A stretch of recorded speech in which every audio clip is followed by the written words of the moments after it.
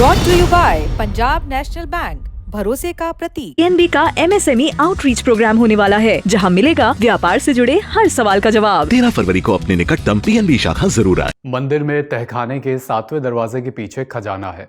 2 सांप इसकी रक्षा करते हैं, जिनकी आकृतियां इस 7वें दरवाजे पर भी बनी हैं। इन दोनों सांपों की इजाजत के बिना खजाने का यह दरवाजा खुल नहीं सकता। ये जनश्रुति, ये मान्यता प्रचलित है देश के एक बड़े मंदिर के लिए, सबसे अमीर मंदिर, जिसके पास फोर्ब्स के मुताबिक करीब 1 लाख करोड़ रुपए की संपत्ति है। बेहद भव्य मंदिर, जन आस्था का एक बड़ा केंद्र। कब बना, किसने बनवाया, इसे लेकर इतिहासकारों के मत बटे हुए हैं। कोई पुष्ट रूप से कह नहीं सकता कि यह मंदिर कब बना, किसने बनवाया। नहीं कह सकता कि मंदिर के भीतर खजाने में करीब 100 किलो सोने के सिक्के कब और किसने रखवाए। किसने रखवाया सोने का सिंहासन। कैसे ये बना दुनिया में सबसे ज्यादा संपत्ति वाला मंदिर। केरल की राजधानी तिरुवनंतपुरम में स्थित पद्मनाभ स्वामी मंदिर की हम बात कर रहे हैं, जिसमें रखे खजाने के ऑडिट में सुप्रीम कोर्ट तक को शामिल होना पड़ा था। और क्या है मंदिर के 7वें दरवाजे का रहस्य, जिसे कभी नहीं खोला गया। आस्था रखने वाले कहते हैं कि ये कमरा खुला तो तबाही आएगी।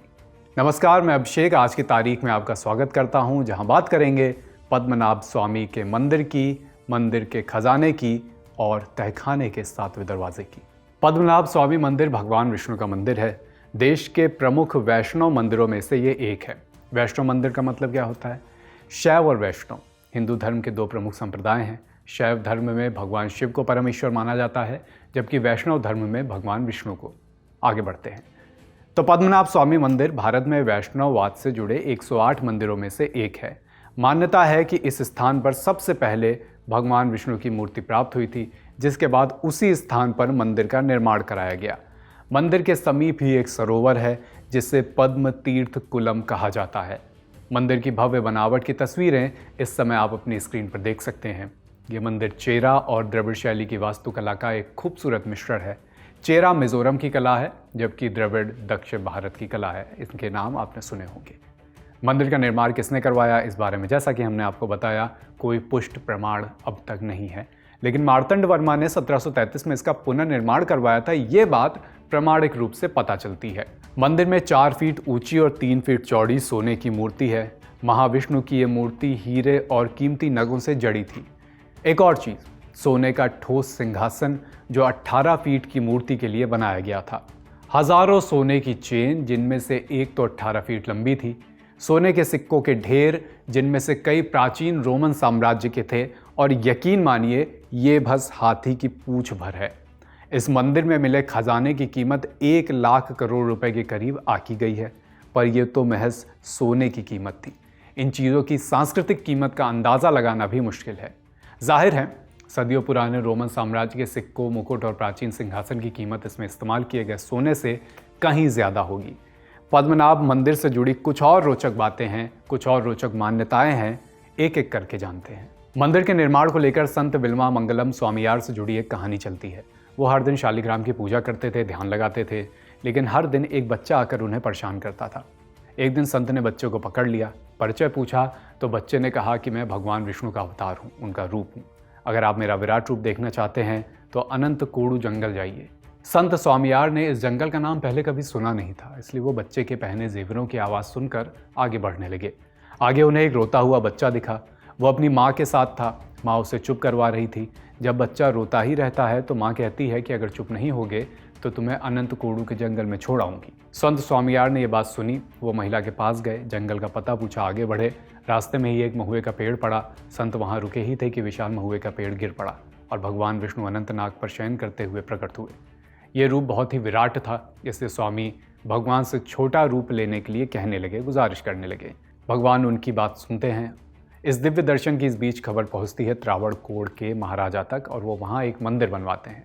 ऐसी मान्यताएं हैं कि आज की जो पद्मनाभ स्वामी भगवान की मूर्ति है वो उसी का एक अंदरूनी हिस्सा है।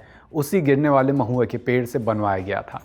आगे चलकर 18वीं सदी में त्रावणकोर के राजा मार्तंड वर्मा ने इस मंदिर में और भी निर्माण कार्य करवाए, जैसा कि हमने आपको पहले भी बताया। इन्होंने ही मंदिर के भगवान को अपना पूरा राज्य सौंप दिया और खुद को पद्मनाभ दास यानी भगवान का सेवक करार दे दिया। कहा कि त्रावणकोर राज्य में भगवान केवल पद्मनाभ होंगे और ये राज्य उन्हीं के नाम पर चलेगा।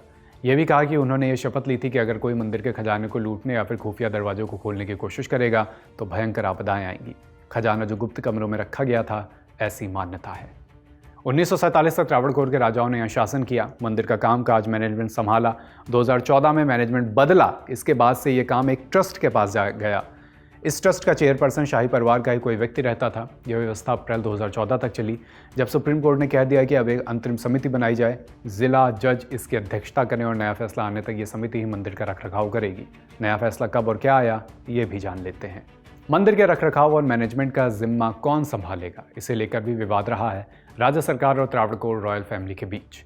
त्रावणकोर रॉयल फैमिली, जिसके पुरखों ने कभी मंदिर बनवाया था, 2011 में केरल हाईकोर्ट ने यह फैसला राज्य सरकार के पक्ष में दिया। त्रावणकोर रॉयल फैमिली ने इस फैसले को सुप्रीम कोर्ट में चुनौती दी। 9 साल बाद 13 जुलाई 2020 को जस्टिस यूयू ललित और जस्टिस इंदु मल्होत्रा की बेंच ने फैसला सुनाया। कोर्ट ने कहा, पद्मनाभ स्वामी मंदिर के रखरखाव और मैनेजमेंट का जिम्मा त्रावणकोर रॉयल फैमिली के पास ही रहेगा। मंदिर का निर्माण कराने वाले त्रावणकोर के राजा की मृत्यु उनके परिवार को इस अधिकार से वंचित नहीं कर सकती। कोर्ट ने यह भी निर्देश दिया कि मंदिर से जुड़े मामलों को संभालने के लिए एक समिति बनाई जाए। तिरुवनंतपुरम के जिला जज इस समिति के चेयरपर्सन होंगे। समिति के सभी सदस्य हिंदू होंगे, ये कोर्ट ने आदेश दिया।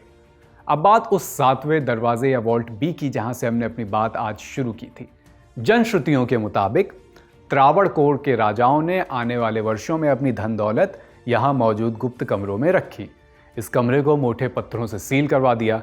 बाद के वर्षों में पता चला कि गर्भगृह के पास बड़े बड़े गुप्त वॉल्ट हैं, जिनकी कहानी अपने आप में रहस्य और श्राप और डर से, भय से भरी है। ये कहानी भी जान लेते हैं। 2011 में एक सेवानिवृत्त IPS अधिकारी ने सुप्रीम कोर्ट में एक याचिका दायर की, मंदिर के खजाने की जांच कराने, इसका ऑडिट कराने की मांग की। इसके बाद सुप्रीम कोर्ट ने खजाने की जांच के लिए 7 लोगों की कमेटी का गठन किया। कमेटी ने 6 वॉल्ट आइडेंटिफाई किए, इन्हें A से लेकर F तक नाम दिए गए। कड़ी सुरक्षा और अधिकारियों की मौजूदगी में ये वॉल्ट खोले गए। 2014 में पत्रकार जेक हेल्पर ने द न्यूयॉर्कर मैगजीन के लिए कुछ इंटरव्यू लिए, जो मंदिरों के वॉल्ट खोलने वालों के साथ किए गए थे। इन लोगों ने बताया कि वॉल्ट A और B दरवाजे खोलने के लिए कई चाबियों की ज़रूरत थी, जो कि मंदिर के तब के कार्यकारी VK हरिकुमार के पास थी। निरीक्षकों ने चाबियों से वॉल्ट B के बाहर लोहे की ग्रिल वाला दरवाज़ा खोला और पाया कि उसके पीछे एक लकड़ी का दरवाज़ा भी था।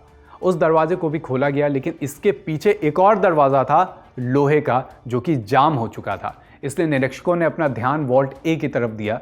एक बार फिर बाहर के दोनों दरवाज़ों को खोला गया, जिसके बाद वो एक छोटे से कमरे में दाखिल हुए, जिसके फर्श में विशाल चौकोर पत्थर था। 5 आदमी और आधे घंटे इस स्लैब को हटाने में लगे, जिसके नीचे एक सकरा घुप अंधेरे से भरा रास्ता निकला, जो सीढ़ियों से नीचे जाता था। फायरमैन की टीम को बुलाया गया, जिन्होंने पाइप के जरिए सुरंग के नीचे ऑक्सीजन पहुंचाई ताकि नीचे उतरा जा सके। सीढ़ियों से उतरने पर नीचे मिला एक और वॉल्ट।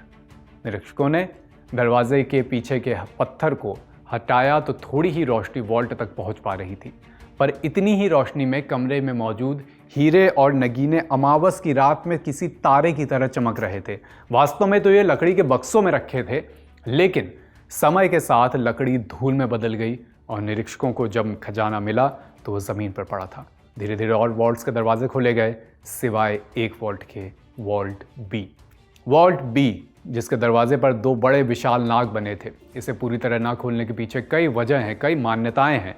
मान्यताओं के मुताबिक इसके भीतर नागराज और दिव्य शक्तियां विराजमान हैं, जो इसकी रक्षा करते हैं। माना जाता है कि अगर इसे खोला गया तो विनाशकारी घटनाएं हो सकती हैं। कहा जाता है कि इसे बंद करते वक्त खास मंत्रों का इस्तेमाल किया गया था, इसलिए इसे खोलने के लिए भी खास मंत्रों की ज़रूरत होगी, जो किसी को नहीं मालूम आज के समय में। बाद के वर्षों में धार्मिक मान्यताओं को देखते हुए इस वॉल्ट को खोलने से मना कर दिया गया, और ये राज अभी भी कायम है कि सांपों वाले दरवाजे के पीछे आखिर है क्या। ये सब मान्यताएं हैं, जनश्रुतियाँ हैं और लोगों की अपनी अपनी आस्था है। पद्मनाभ मंदिर की कहानी यहीं तक, लेकिन दक्षिण भारत के मंदिरों पर हम तारीख में और भी बात करेंगे। यहाँ के वैभव से लेकर आस्था तक और रीति रिवाजों से लेकर मान्यताओं तक अलग अलग किस्से आपसे लगातार साझा करेंगे। फिलहाल के लिए आज्ञा दीजिए। यह एपिसोड लिखा है राज विक्रम ने। देखते रहिए लल्लन टॉप। शुक्रिया।